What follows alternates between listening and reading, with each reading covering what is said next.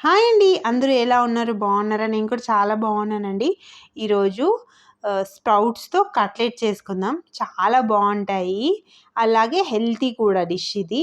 తక్కువ ఆయిల్‌తో కట్లెట్స్ చాలా ఈజీగా చేసుకోవచ్చండి. చాలా టేస్టీగా కూడా ఉంటాయి. ఇక్కడైతే వీడియోలో మా పాప చేస్తుంది. హాలిడేస్ కదా! ఇప్పుడు పిల్లలకి ఎంగేజింగ్‌గా ఉంటుంది. ఏదో ఒక యాక్టివిటీ చేసినట్లు ఉంటుందని ట్రై చేయించానండి పిల్లలతో. నేనుండి పక్కన చేయిస్తున్నానండి పాపతో. ఇక్కడైతే ఫస్ట్ క్యారెట్ యాడ్ చేస్తున్నాము. క్యారెట్‌ని బాగా గ్రేట్ చేసేసా. బాగా తురుముకొని క్యారెట్ యాడ్ చేశా.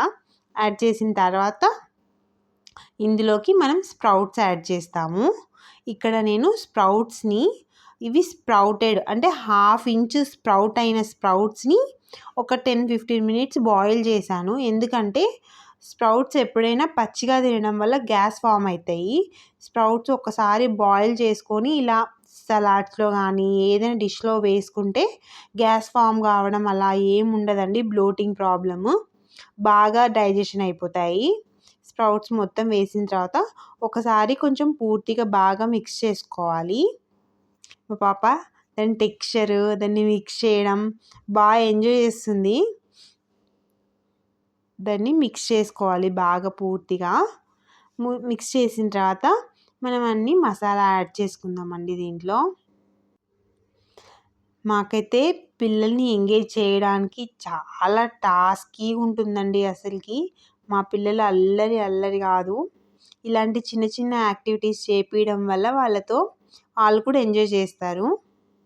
ఇక్కడ ఇది ఆలూని నేను బాయిల్ చేసి గ్రేటర్‌తో గ్రేట్ చేసేసుకోవాలి. తురిమేసుకోవాలి. మెత్తగా ఉడికిపోయి ఉంటుంది కాబట్టి ఈజీగా అయిపోతుంది.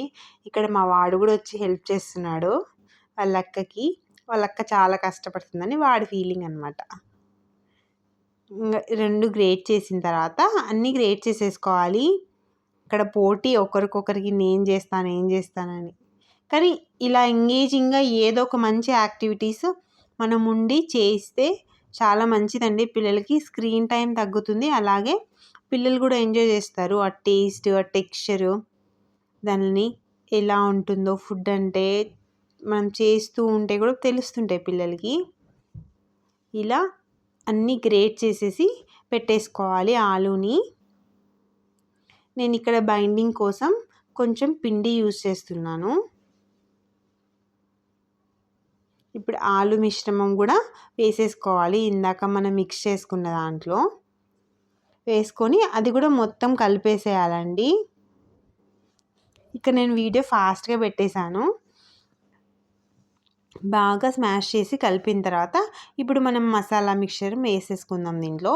ఇప్పుడు ఫస్ట్ సాల్ట్ యాడ్ చేస్తున్నా.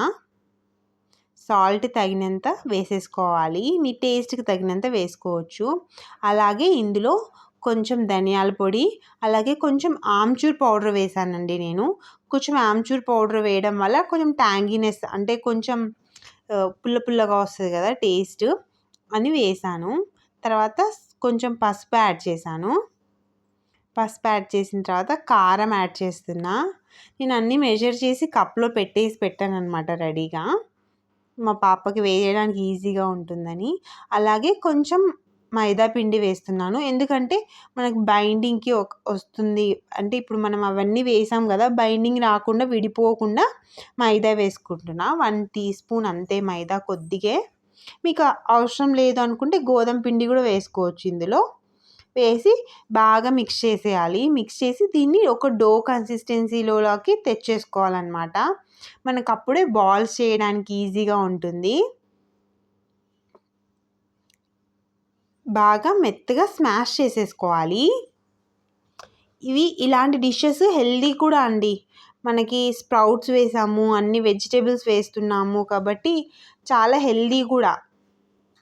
మనం తక్కువ ఆయిల్‌లో టోస్ట్ చేసుకుంటాం కాబట్టి చాలా మంచిది. హెల్త్‌కి కూడా చాలా మంచిది. మసాలా అవి డీప్ ఫ్రైవి తినకుండా ఇలాంటివి తినడం వల్ల చాలా మంచిది మనకి. ఇలా చిన్న చిన్న బాల్స్ చేసుకొని ఇలా వడల షేప్ వచ్చేలాగా ఒత్తుకొని ప్రెస్ చేసి పెట్టేసుకోవాలి. మా పాపకి రావట్లేదు అయినా కష్టపడుతుంది. ఇలా చేసి అన్నీ చేసి రెడీగా పెట్టుకున్నాం కదా. ఇప్పుడు ఈలోపు నేను ప్యాన్ పెట్టేశాను అనమాట. ప్యాన్ పెట్టేసి హీట్ చేసి పెట్టుకున్న ప్యాన్లో ఆయిల్ యాడ్ చేసి కొంచెం ఆయిల్ యాడ్ చేసుకొని మనం చేసి పెట్టుకునేవి ఉన్నాయి కదా కట్లెట్స్, అవన్నీ ప్యాన్ వెడల్పున పెట్టేసుకోవాలి. ఇవి ఫ్రై చేసేటప్పుడు కొంచెం నిదానంగా ఫ్రై చేసుకోవాలి. ఫ్లిప్ చేసేటప్పుడు కూడా నిదానంగా ఫ్లిప్ చేసుకోవాలండి. లేకపోతే కొంచెం సాఫ్ట్ అయిపోతాయి అన్నమాట. మనం పొటాటో వేసాం కదా, అందుకు కొంచెం సాఫ్ట్ అయిపోతాయి. అంటే విడిపోకుండా నీట్గా చిన్నగా నిదానంగా ఫ్లిప్ చేసుకోవాలి 2 సైడ్స్. లేదంటే కొంచెం ఊడిపోతాయి అన్నమాట. మనకు షేప్ కరెక్ట్గా రావాలి కట్లెట్ షేప్ అంటే నిదానంగా ఫ్లిప్ చేసేసుకోవాలి. నాన్ స్టిక్ అలా పెట్టుకుంటే అంటుకోకుండా వచ్చేస్తాయి. ఎక్కువ నాన్ స్టిక్వి ప్యాన్స్ వాడకూడదండి. ఏమంటే కొన్ని డిషెస్కి మనం ఇలా తక్కువ ఆయిల్లో ఫ్రై చేసుకోవాలి అన్నప్పుడు కొంచెం నాన్ స్టిక్వి యూజ్ వస్తాయి. కానీ యూజ్ చేయడం తగ్గించుకోవాలి దాదాపుగా.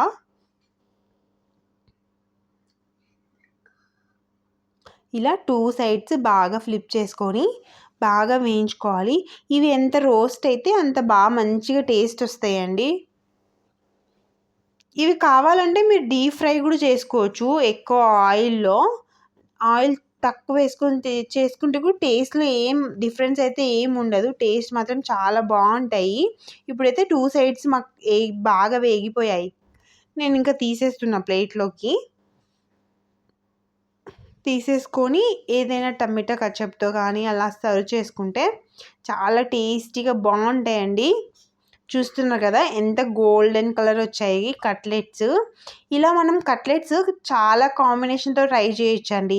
నేను ఇక్కడ క్యారెట్ వేసాను కదా, క్యారెట్ ప్లేస్లో బీట్రూట్ యాడ్ చేసుకోవచ్చు, ఇంకా క్యాబేజీ యాడ్ చేసుకోవచ్చు, ఏవైనా యాడ్ చేసుకోవచ్చు వెజిటేబుల్స్. చాలా సింపుల్గా ఈజీగా చేసేసుకోవచ్చు. ఈవినింగ్ ఇలా చేసుకొని పిల్లలతో కూర్చొని ఎంజాయ్ చేసాము. పిల్లలకైతే బాగా నచ్చింది, చాలా బాగా తిన్నారు.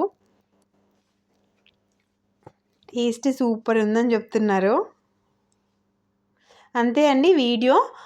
ఇలా ఈవినింగ్ సరదాగా పిల్లలతో చేసుకొని తినేసాము. మీరేం చేస్తున్నారు? మీరు ఎలా ఎంగేజ్ చేస్తున్నారు పిల్లల్ని?